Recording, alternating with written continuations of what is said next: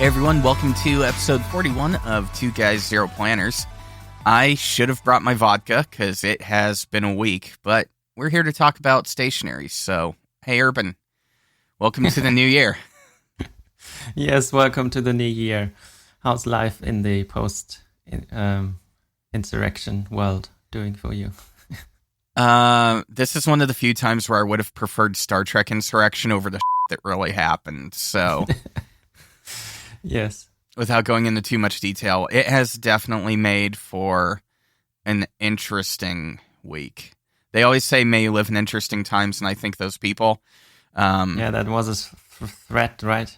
On the plus side, it looks like there's some interesting stationary stuff to talk about, so let's do that. So I continue to drink my glass of water instead of going back to the fridge and grabbing some vodka. Maybe I don't know. I mean, afterwards for you is probably not a good idea, but yeah. Yeah, there's that too. I mean, it's also 12 o'clock in the afternoon, so technically I wouldn't be morning drinking anymore, so I guess that's okay. Low bar, I guess. Very low bar. So, there's a reissue that's going to be coming out in February. Yes. So I had already forgotten about it again. I think it was mentioned on the Pen Addict a while ago. And this is the new Parker 51. I guess the only thing we have to go on right now are the images on various retailer sites. What do you think? Are you going to get one? I mean, at the end of the day, I will probably end up getting one, because at least this Parker 51 is going to be a cartridge converter instead of a sack filler. Yeah. So I will be able to tolerate it as far as that goes. I'm just trying to figure out whether or not the gold nib is worth the markup. Yeah, that's like what I see on Applebaum is the steel one is like 90 euros and the one with the gold nib is 260 or something. Yeah, that's about the same ballpark we're in over here. I believe it's $87, $90 for the steel nib, and then the deluxe sells for just under $250. Yeah, that is a lot. I will say, as far as the colors go, if the press photos are to be believed, which I think a lot of listeners and a lot of viewers over at the Inkwell know, I hate press photos with a passion. I honestly think Parker, or whoever's doing the reissue, I think it's Parker, yeah. Yeah, you can tell the type of week I've had. Hi, guys. But I think Parker missed out here. I think the teal should have been in the deluxe line with a rhodium trim and a gold nib. I think that would have looked real well. Only having black and plum in the deluxe, I think they're missing out. Yeah, you guys missed a really good opportunity there. Just saying. Yeah, I mean, the teal is, I agree, it's the best color of them all. The teal just has that, we're hearkening back to the world's most wanted pen, the vintage Parker feel. That teal is what I think when I think of Parker 51. Although that section is not necessarily what I think of as a Parker 51 section, but it's more like an Aurora Duo card or something, right? You're looking at Applebaum's press photos for it, right? Yeah, for the side view. Link me. I assume they're all the same because probably no one even has them, right? Well, you'd be amazed. Not everyone uses the same press photos. Okay. They sometimes use the same pen for the press photo, but not necessarily. Yeah, that looks like a Duocart section. That does not say Parker 51. Right? Because there's threads. You can actually see... Well, yeah. Okay, there's threads. That's fine. But you can sort of... When you look at the nib, the opening is much bigger than on normal 51, right? I would be really interested to hear, because Nick Peng does a lot of vintage pen repair and vintage pen sales, and he does a lot of work with Parker. I'm actually kind of curious what his thoughts on this particular design are. One of these times we'll have to see if we can pick his brain.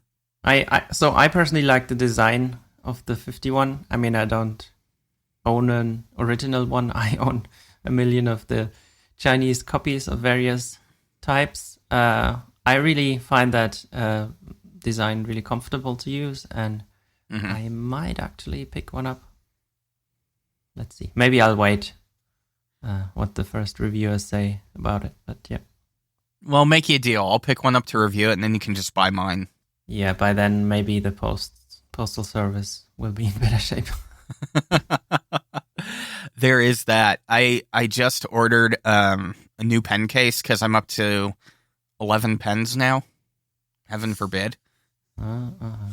And I went ahead and told Pen Chalet, no, use UPS instead of USPS this time. So hopefully I'll get it before a week and a half goes by. I mean, I just sent a package to the US, and it said that packages take up to 4 weeks because they are being shipped by boat. So, but I guess that's not the only issue we have here. Really, it goes back to those interesting times. I could do without it. Yes.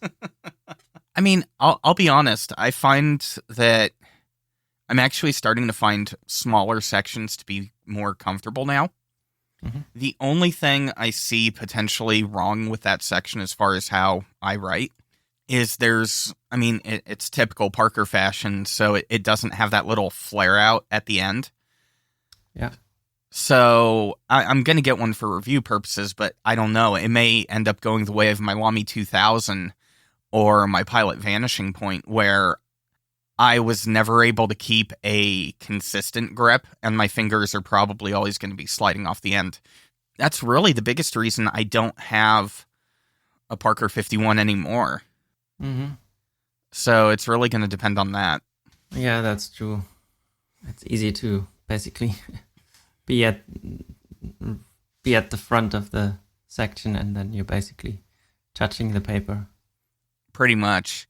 Speaking of Applebum, I actually have a 3 pens video coming out with them here pretty soon. I saw the unfinished version, I guess. It's a nice video. I like it. I think there's one more video before me. Mm-hmm. If you're sneaky about it, you can actually go into their playlists that they've got built and then scroll all the way to the bottom, and the finished video is actually there. They just haven't announced it yet. Okay. Yeah. It's definitely interesting. So was it harder to produce or easier doing something else? It was actually quite harder. I'm still not fully comfortable with appearing in front of camera. Mm-hmm. But I keep getting pressure from people to do more where I'm appearing in front of camera. So that was kind of a test run. That video actually convinced me that it was a good idea to go ahead and get a teleprompter. All right, because then you have to keep it all in sync, right? You can't just... I mean, in theory, you could dub it again, but it would be a bit weird, I guess. No one wants to watch a video where your eyes are constantly darting down to a laptop to check the script so you can keep going. And this is what I'm like when I'm talking with bullet points and not an actual script. So if you compare how I'm talking on this podcast to how I talk in a video, the videos have a lot more polish to them. Yeah. For a reason. I mean, like right now, I'm pausing for the words that I'm trying to say, and some of my earlier videos are like this, where it's a lot more, hey dude, where's my car? That was a really crappy movie over here. I don't know if you've ever seen it. No. Okay. But I thought that it must have been some kind of reference. I saw a really crappy movie yesterday, and that was the episode, what was it, 5 of Star Wars. Hot take. Oh, wow. Okay. Episode 5, you consider... Okay. Now, are you talking The Empire Strikes Back? Yes. Come on, that storyline was kind of weak. Yeah, I know that storyline is kind of weak, but seriously, okay. Are you saying it's worse than episodes 1 through 3? I haven't. So my wife currently started to watch them. She's never watched those before. Oh. And now we're starting together. She watched 4, and now we watched 5, and then I guess we will continue, and then we'll see. But I do remember that the 1 was pretty bad, but yeah. I just finished episode 5 as well. I'm trying to get through them, but the level of burnout that I'm feeling after getting up to episode 5 is pretty hard. Because I started with 1, 2, 3, then Solo, then Rogue One, then 4 and 5, and then I'm going to go 6, both seasons of The Mandalorian, and then 7, 8, 9. Yeah, we'll see what we will do. I mean, sometimes I guess you just have to stop. Like with book series. I'm on my reread of the Terry Pratchett Discworld novels, and I stopped after number 13, I think, for a few months. I guess it's time to pick it up, but yeah, sometimes you have to take a break. Exactly. I actually just finished listening to a really, really interesting book from Dennis E. Taylor. It's called Outland. And that particular book, it's about some college students that inadvertently create a dimensional portal. Okay. To different points in Earth had, like, let's say you have an event, like a volcano explodes. Well, on one hand, you've got a path where the volcano actually explodes.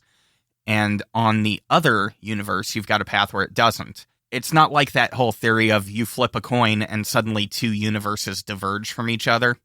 It's literally you have this large event that causes 2 universes to diverge from each other. Okay. Yeah, so it's a book about that leads to a whole bunch of shenanigans, a really interesting take on what would happen if Yellowstone decided to get at humanity. It was a good 10-hour listen. So, yeah, Outland by Dennis E. Taylor. Good book. It does have some language, though, that is, yeah, you may end up hating some of the characters a little bit more than normal, just because of the temperament and language that they tend to use. So, yeah. All right. Where were we? We drifted off somewhere from Parker 51, I guess. Oh, yeah, the Parker 51 section, which got me talking about talking, which got us about other stuff. Yeah, I actually have to do a voiceover today after we do the podcast. So I'm actually sitting here looking at the script for that. Because the Parker 51, the section of it, I'm starting to actually like smaller sections. And the video coming out this week is for the Cross Calais. Yeah, the Cross Calais. I just had to make sure that they were actually talking about the French city. And yeah, that's kind of what I was getting at, because like this podcast, I'm all over the place with and stuff like that. Whereas I'm looking at the script and it's just going to be like, so this week we're taking a look at a mid-range pen from Cross that looks sort of something out of a high school graduation catalog. Or maybe that was just my high school that had things like this. Anyways, this is the Cross Calais with a medium nib. Yeah. See? Yeah, you can already tell by the voice how it's different. Oh yeah, it's a huge difference. I've also found my comfort zone, so all I'm looking to do, since I'm trying to keep my videos around 5 minutes, if I hit 1,000 words, the script is long enough. Okay. Yeah, I'm lazy. What can I say? So that I'll buy one for review. Whether or not I keep it around, we'll see. We'll see. It's not a sack filler, so it has more potential to stay around. Yes, those are annoying. That's true. They are the world's biggest pain. I know there's going to be a lot of people yelling at their podcast player for me saying that. But yeah, they're a pain to clean. They're a pain to operate. They're a pain to maintain. That's my hot take. And Star Wars Episode 5 is much better than Urban's giving it credit for. I haven't watched the bad ones for a long, long time, I guess. It might be true. Let's see. Just 3 words. At some point. Jar Jar Binks. I guess so, yeah. So do we want to move on in the show notes, or do we want to talk about my pen collection suddenly getting a little bigger? Yeah, let's talk about your pen collection being as large as my number of ink pens. Okay, fair enough. So I picked up a Pelican, a Sailor, an Aurora, and a Kaweco. Nice. Yeah. So you know the Pelican M120 Iconic Blue? Yes, I bought that, and then it got lost in the mail. You got lost in the mail. It got lost in the mail.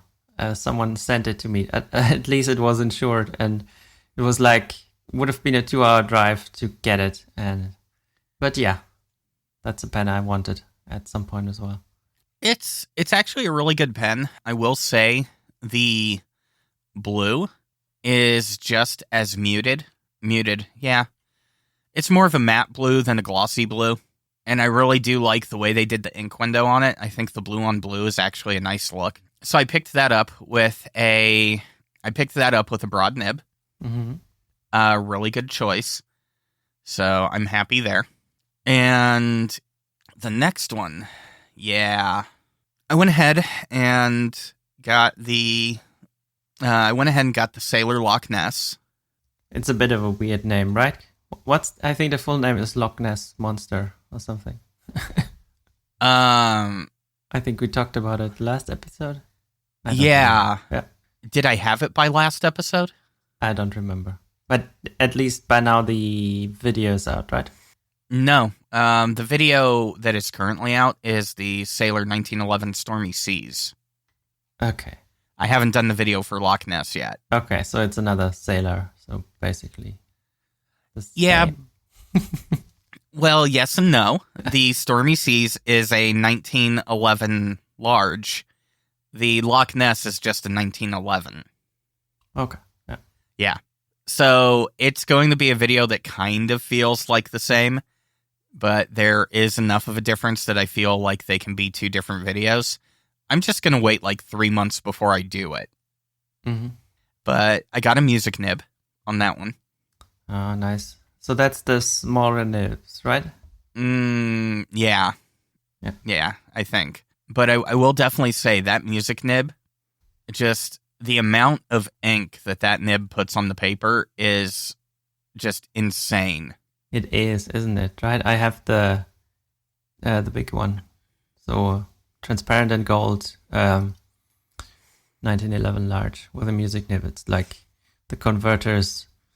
I mean, you can basically watch it get empty, right? By writing. Yeah. I really like the fact that I went for the music nib on that one.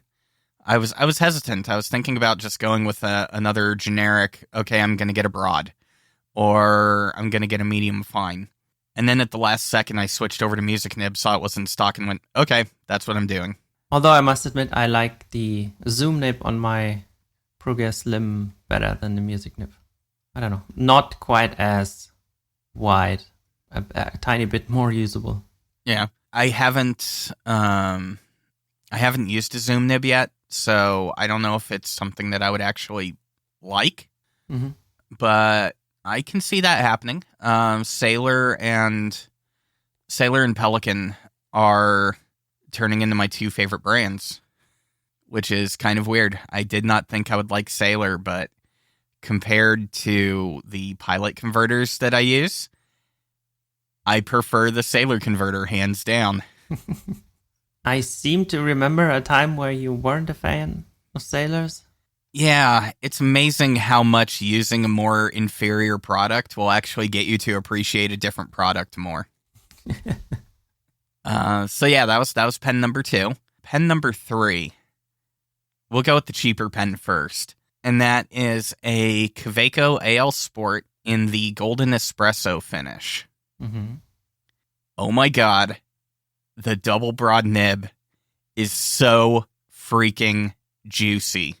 So you got a working double broad nib. Dude, out of the box, this double broad is better than the double broad that I had on my freaking Nakaya. Okay. So that's nice. Yeah. Yeah. I might have to try the double broad on the Kawecos again. I think I ordered my brass sport with the double broad, but that nib was, I don't know, the tipping was wonky. It didn't post, so I had to give it back, and I went for a broad. instead. Yeah, this one, they got it right out of the box, so I am a very happy camper. It's definitely one of the better Kavekos I've ever used. The bad thing, though, is I'm going to have to get that little plunger converter they make, because, I don't know, I guess I can keep refilling the cartridge. I do have the syringes for it. Yeah, I'll just keep refilling the cartridge, that's easier. Yeah, and bigger capacity anyway. Yeah. The crazy thing, from the time of puncturing the cartridge to the time that the pen was able to write, without me doing anything, so no shaking, no prepping or anything, it only took like 10 seconds for that feed to completely saturate and for that nib to start writing. Huh. That's nice. So mine, I guess, irrespective of pen, when I use cartridges, it always takes a long time. The only ones where this works is the Platinum Preppy or similar pens. Those basically are ready to write almost immediately. Yeah. I think the one pen I have that takes the longest, so when I do refill cartridges instead of going with converters, or I fill the converter with a syringe because it's a pilot converter and it takes forever to actually fill properly, pilots are the ones that take the longest to saturate in my mind. Okay. Like, they feel like they take the longest to completely saturate, and I don't know why that is. There's probably a good reason for it, but they just take forever. Yeah, so that was pen number 3. I do have to write with that one posted, so that's really the only drawback on that pen. Yeah, at least it's just, you don't have to screw it on, right? That's always a bit of a pain, I find, and it takes a lot. So, but with the sports, I'm fine with doing that, basically. Yeah, and it posts pretty nice. I don't think it's going to scratch, because I don't go overkill with it and just like jam the cap on to the body. Mm-hmm. I let it just sit. But yeah, that was a good purchase. That was my Christmas gift to myself. Now, the final pen was a 35th birthday gift to myself, which kind of also explains why I spent a little bit more than I really kind of sort of felt comfortable spending. I don't know. What do I need to spend this year then on my 40th birthday? Oh. Well, that officially qualifies you for a midlife crisis. So you need to spend about €750 on a pen. Okay. Yeah, that's fine, I guess. That's an entry level Visconti, right? Oh yeah, I think that's right. Yeah. Yeah, so I got the blue and gold finish of this one. Let's see. Okay. Nice. Yeah, so I went ahead and picked up an Aurora Optima Orloid. That is a broad nib. Surprise, surprise. And this is why I don't like press photos. Guess how not that shade of blue the pen actually is. So is it more like in the video? It's actually lighter than in the video. Okay, even lighter. Oh, that's nice. It's actually better, isn't it? Yeah, I do actually prefer the look of the pen in person. When I do the review of it, I'm going to try to make... Well, okay, I already know it's going to be color accurate because I spend hours upon hours to make sure it is. So, yeah. That was my birthday gift to myself. Luckily, with the code 2guys and with my ink points for purchasing stuff at Pensionley in the past, I was able to get it a little bit more reduced than that price. Yeah, that's all right. Almost my my level then. What I will have to spend, unfortunately. Yeah. I will say there's probably one more pen that I'm going to purchase, but it had nothing to do with my birthday. This one I'm going to purchase just because I've always wanted a Namiki pen. Mm-hmm.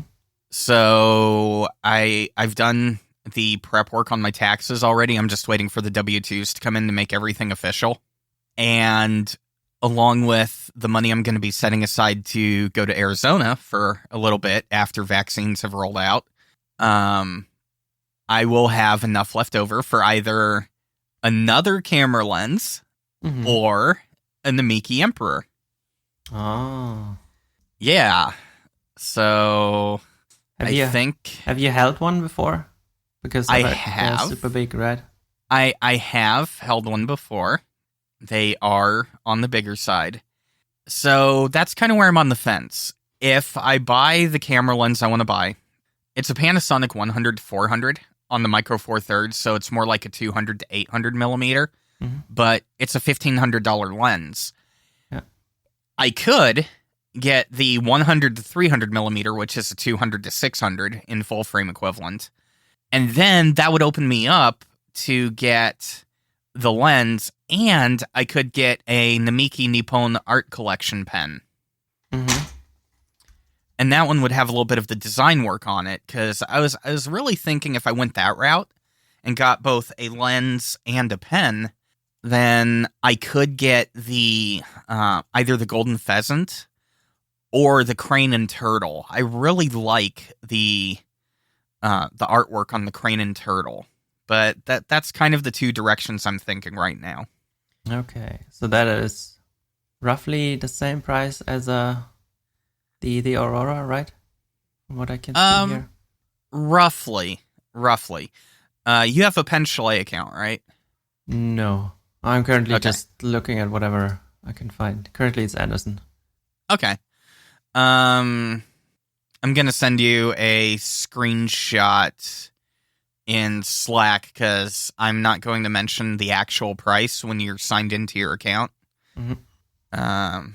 By the way, folks, if you ever want to get 10% off your orders at Pen Chalet, use either the code 2guys or use the code InkDwell10 at checkout, and that will save you 10% on almost everything in stock. There are a few brands where that cannot apply. I believe it's Sailor and Twisby where that code does not apply.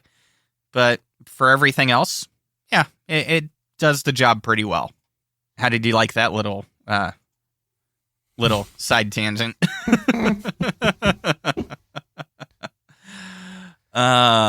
Okay. Windows Shift S. Cool.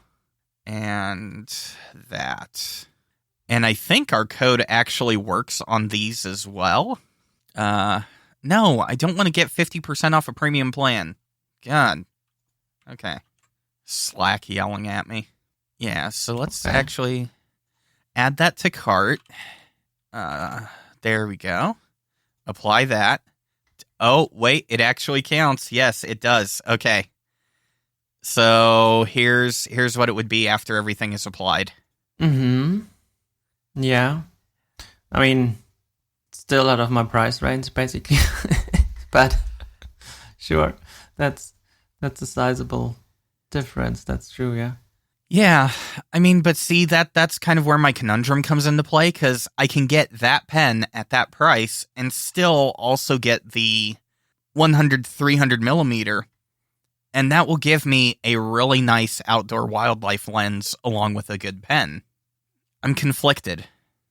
Yeah, but you'll have to use the pilot converters, right? Although I'm not sure they're much worse than eyedropper pen, where you can't even see how much ink you have left. I may be trying a pen like that. The person that sold me the Graf von Faber-Castell Classic, he just got a Ranga 9B. It's an eyedropper pen that's just ungodly huge. Yeah, I've a Ranga 4, I think that's like number 6 size nib, but mine is frosted and transparent basically, and that's a nice pen. Yeah, his is opaque, so he did say he's gonna play around with it a little bit, and then he's gonna let me borrow it to review. That's gonna be interesting. Yeah, I don't know how I feel about that. Yeah, there are some fun Indian pens out there. I'm just not a fan of pens where I don't know how much ink is left. Same here. Definitely same here. I will say that's really the only thing I don't like about my Sailor pens Okay, it's something I don't like about any of my opaque pens. And that's why I like Pelican. I like having that ink window. Yeah, I'm okay unscrewing the pen and checking the converter. That's okay. But if you can't even do that without making a mess, then yeah, maybe not. So yeah, in a roundabout way, that is how my pen collection has grown. So, wow. Yeah, that was a little bit of a tangent. Thank you for the 5 people that are still listening. Yeah. Yes, so it looks like we've sort of reversed the pen buying habits here, right? I mean, well, no, I think the difference is that you keep buying pens and I don't buy as many anymore. Potentially. I mean, you got to watch the rough cut of my 3 pens video. Mm-hmm. There's a difference now in why I'm buying pens. Yeah. And I think that's helping. I'm being a lot more selective about which pens I'm buying because I'm actually buying them for myself. Yeah. And as to me, I think I'm done exploring pens by buying all the cheap Chinese pens.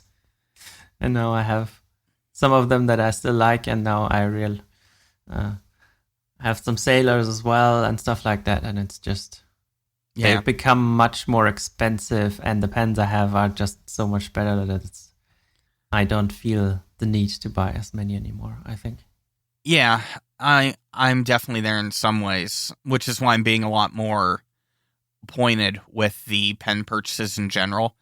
I think the one thing that I have found doing as much of the pen swapping as I have, I'm actually not a big fan of the custom pen maker, custom acrylic stuff as I thought I would be. Mm-hmm. Yeah, sometimes you fall into the trap that you try to like what everyone likes, right? And then it's not fun. I am perfectly fine just sticking with the name brands. As weird as it is, I am just perfectly fine sticking with name brands. So, because there's a lot of stuff from them that are really good. Like Pelican has a lot of good colorways. Sailor has a lot of good colorways. I mean, I only have 200s, Pelican 200s, and they're all just super great anyway. You don't necessarily need to spend all that much money on the high-end models when those are already so good. Exactly, you really don't. Yeah. And I mean, I also don't have a high budget for hobbies these days, and I'm now buying fish tanks and stuff for that, so there's less money for pens. Well, you also have these weird things called kids. Yes, in a house. Especially the house. Well, and a house, yes. I mean, and I think that's the biggest difference. I have a much more expendable budget because I don't have those things. Yeah. So I'm basically spending half of my salary on the house. And then, of course, you have to sort of pay for food for 4 people. And then you have whatever's left for a family of 4, basically. Yeah. Yeah, I was about to say, like, feeding my dogs literally takes $50 a month. And then feeding myself takes another $225. So as far as that goes, it's really cheap. And then rent isn't that expensive. So I've got a lot of money to just toss at stupid stuff like new microphones, new channel strips, new pens, a third camera. Yes, I have a third camera now. Why do I have a third camera? Yes. I'm currently thinking of maybe upgrading my 12-year-old digital SLR. So that's where I'm at. If it wasn't so damn good at photos, I was actually tempted about talking to you on the side and selling you my Fuji X-T3 at a really steep discount. Yes. The Fujis and yeah, I don't know. Just the photo quality on that 26 megapixel sensor, though, it is by far my favorite camera for photography. For videography, I still prefer Panasonic, even though I know anyone who does camera stuff that listens to this podcast, I know you're yelling at me that Panasonic still has contrast detect autofocus. I don't care. I don't use continuous autofocus. I'm a manual focus person for video, and I'm a single point autofocus for everything else. So I don't care. Contrast auto detect is just, it's good enough. So Panasonic is fine. Yeah. Yeah, the Fuji is, basically the price is what's keeping me from buying them. Yeah, I mean, honestly, any good APS-C or full-frame mirrorless camera, just to get a decent entry level now, you're looking at minimum $1,000. Yeah. I mean, to get yourself a good body and a good lens. Yeah, and that's the other thing. I already have a great lens, right? Yeah, and then at that point, you have to get a camera that matches that mount. Yes, and then you buy one that's out of production, and it's like 150 euros, and you've already upgraded a lot from a camera that's 12 years old, right? There is that, yeah. You know, maybe we should start a camera podcast. I need to dig out my development equipment, and then I can tell you about how to develop film with coffee and stuff. Wait, developing film with coffee? Yes. What? It actually works pretty well. As a developer called Caffeinol, and you use instant coffee. The cheaper the better, because the caffeic acid is what's the developer there. And then you use washing soda and vitamin C and some restraining agent that I forget the name of. And the results basically rival any commercial developer that's out there these days. What? Yes. Wow. Mm-hmm. Okay. So, you know, while I try to wrap my head around that, let's talk about some stuff up at FPC.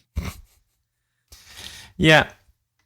So there's this mysterious Chinese brand known under several names. One of the names is Ancient Song. I think Ancient Charm is another name for the brand. Small Endowment as well, which is a great name. And yeah, there's so many English names. There's also many translations of the ink names from Chinese to English, and I basically just randomly combined or not combined all those names. And then someone reached out to me and said, hey, I looked at those inks, I bought a few. Here is I looked through all the ones you have on FPC, and those are the same ink.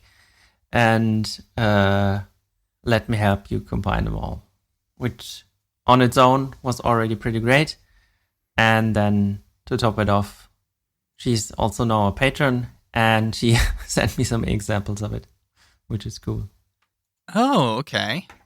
So maybe let me send you an example. So the name of the ink is either Joy of Peace, Serenade of Peaceful Joy, or King Ping or King Ping Li, right? And those are all the same inks, but it's kind of hard to figure this out beforehand. Wow. Okay. Now, do you actually already have the samples in hand, or are they in Potentia? I do have the samples, yes. They are all shimmering inks, and by the looks of it, there's a lot of shimmer in it. But I haven't had any free pens to try them out. Soon I will, though. Well, you have fish tanks. Do they have fish in them? You can always just put ink in a fish tank. That would look cool. I don't know. The shimmer sort of then stays at the bottom, right? I'm going to be honest. I have no idea because I don't do fish tank. So how long did that take to actually get everything cleaned up? I mean, on my side, it didn't take that long. She basically just provided the list of what's the same, and I just updated it a bit. And then we will see what's next. I'm sure there's some other things coming from Asia where the translations are different on any Western seller, basically, and you actually have to know that they are the same or not. I'm sure there's more lurking in there in the system. Always lurking. Always lurking. If it wasn't for the fact that you said they are shimmering inks, I will be honest, I'm finding I'm not a big fan of shimmering inks, except for Emerald of Chivor. Mm-hmm. Yeah, that's really the only one where it's like, okay, I'm cool with this. The others, I don't know. For some reason, I'm finding I'm not a big fan of shimmer. Yeah, that's okay. I mean, I probably won't get any bottles, but once in a while they are fun, I guess. Maybe if I wasn't so traumatized of glitter, thanks to a Christmas card from a couple years ago, I would be okay with it. Did you get one again this year? I did. I got one without glitter. Oh, I did not have glitter. I got one with glitter, but I have kids, so it's not more glitter than there was before, I guess. Yeah, I was spared a glitter card, so thank you for not sending me a card with glitter. I appreciate that. Side note, though, speaking of websites and programming, there's this really cool podcast called Expanding Beyond. If you are a computer nerd or just a management nerd and want to listen to a cool podcast, I may be a little bit biased in saying this, but please check out that podcast. It's pretty cool. Yeah, I might be biased as well. I like it too. I don't know. You might know one of the hosts if you listen close enough. Yeah, I mean, and one of the hosts does have a little bit of a wine fetish, but there are worse things in life, I guess. I mean, she came by last week. The wine was good. Can't complain. Very nice. Very, very nice. Yeah, and speaking of glittering, I actually did get a bottle of glittering in the Secret Santa at work last year. Oh. So we used one of those online Secret Santa organization tools, and you can enter links to various places for things you would like. And then our work was nice enough to say they're paying for the presents up to a limit, which is nice. And yeah, I got a bottle of Diamond Tropical Glow, which is a turquoise with silver shimmer. I had a sample some years ago and I liked it and I used it up. I guess I didn't like it enough to get another bottle, but yeah, now I have one of those. I also got my first Twispy ink. I, of course, went for the light green, for the prairie green, and a cheap pen, so the a platinum profound, not a French word, but it pretends to be pen. A platinum, you'll pronounce all these letters. Yes, exactly. So what I'm hearing there is, even though I'm not a big fan of shimmer inks, because it is turquoise and because it is diamine, I will probably have to try it. Yeah, I think the combination between that turquoise and silver shimmer, silver shimmer is a nice combination, actually. So I'm not a big fan of the gold shimmer, but that works for me. Yeah, I'll add it to the list of things to try. That's actually not bad for a Secret Santa. I don't think I've ever actually been in a good Secret Santa situation, so I would say out of all the ones I've been a part of, I would have been happy to get that. Yeah. I mean, the best present was, of course, so one of my colleagues, he lives in the UK, and then someone else found this really stupid ad for a game in the UK. I think it's called Fill My Pants, where everyone gets sort of I don't know, looks like a piece of underwear that they have to wear, and then they have to stuff things into it. And I mean, the premise is really weird and odd, but of course that had to be a Secret Santa present. What? Yes, exactly. That makes my head hurt a lot. Wow. We're not including this in the show notes, but if you've got a link, I want to see that. Yes, I mean you can. It's not as bad as it sounds, but it's just so hilarious. I mean, it says ages 6+, so it's fine. Oh, okay, okay. So sure. I just wow. Okay, sure. And you said this was found in Britain, right? Of course, where else? It's exactly where else. Oh, wow. Yeah. Moving on. You have a sailor with a fude nib? Yes, I have a few Chinese fude nibs. I actually at one point went ahead and made my own, which was surprisingly well, all things considered. But I thought I'd go for one of the actual sailor ones, so I went for I didn't go for the really cheap fude de Mannen pens. Like I think they're like $10 or something like that.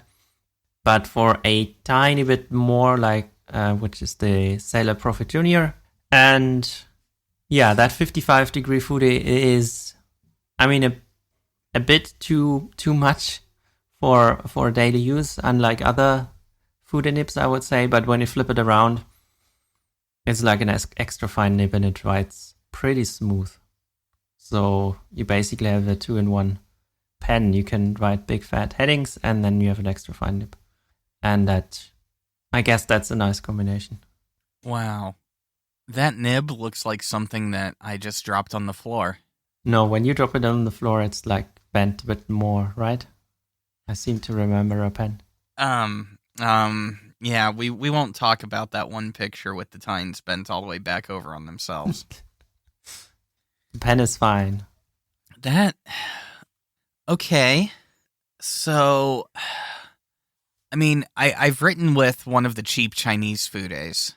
Like, how picky about the writing angle is this pen?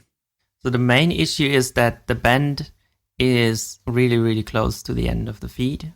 So you have to angle it up far enough to even be able to write. Otherwise, it's just the feed that touches the paper.